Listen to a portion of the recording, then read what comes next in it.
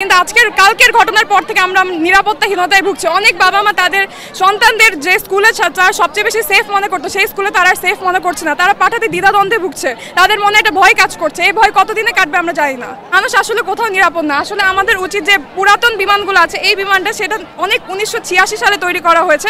চীনের থেকে second hand বিমান আমাদের দেশে এসে 2025 সালে উড়ানো হচ্ছে।